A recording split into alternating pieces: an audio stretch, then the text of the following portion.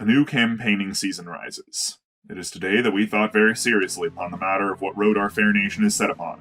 It is not necessarily a good one, but it is not without solutions.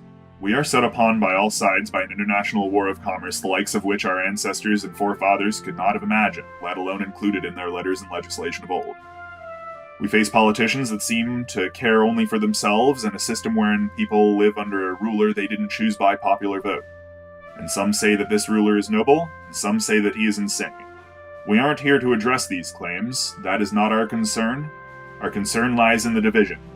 Every day we see a new rumor perpetuated by one faction or another in this war of public opinions.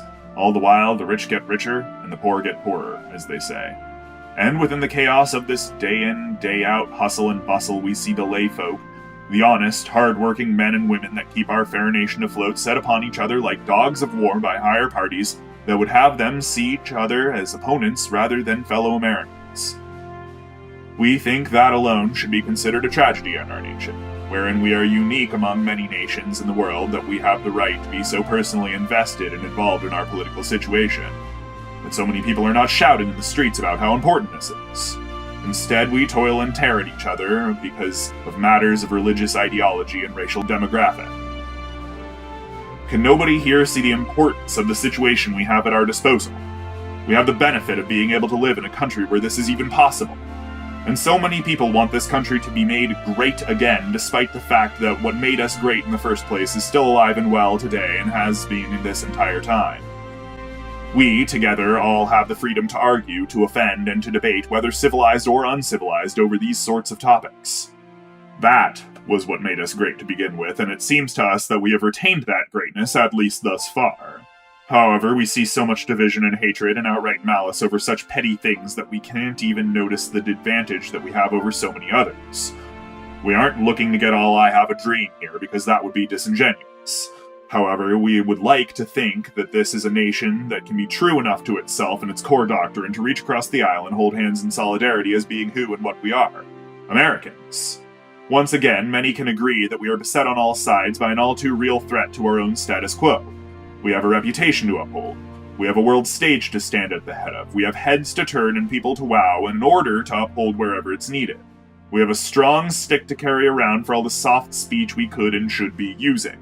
We personally like having that stick available, but we also see the value of not needing to use it. Our goal as a nation is to understand the fine line that we have to walk to stand at the forefront of what one should be doing in this world. We are not here to wave statements of change or making anything great again or keeping anything great. We aren't going to issue you a central authority figure or menace to be angry at and unite against. This is beyond that. We are beyond that, because we are Americans. We were founded on something more pivotal than collective enemies, national pride, and the promise of nebulous ideas. We have a constitution to uphold. We have a national idea to keep settled that all humans are created equal. We are saying this not for notoriety or money, but because this is what needs to be said to keep our nation steady. If our nation is truly the best nation in the world, then this is a set of truths that we cannot be scared will break us if they see the light of day. We can and will do better. And no one say that this will be easy. It won't. It will be hard. However, once again, we're Americans.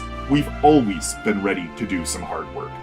We're a nation of farmers and factory workers and engineers and soldiers. We are a nation of road workers and nuclear physicists and park rangers and all those people who stay on phones late into the night only to get 3.5 hours of sleep to pull a 12-hour shift all over again the very next day. It is and always has been our way of life to work hard for what we know is right. And in our past, we always knew that it was right to stand together. And that is what we must work on hardest in this day and age after such a divisive time has come to strike us all. We don't have to be friends all the time, but we have to acknowledge that right now nothing is being done about things we should actively be working on.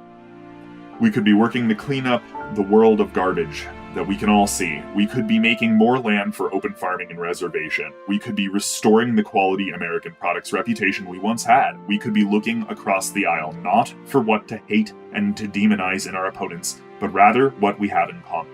We could be looking across the seas to showcase not how much money we are making, but how many solutions we've developed in case anyone tries to muck around with our system. Our concern with our campaign is not what sets us apart.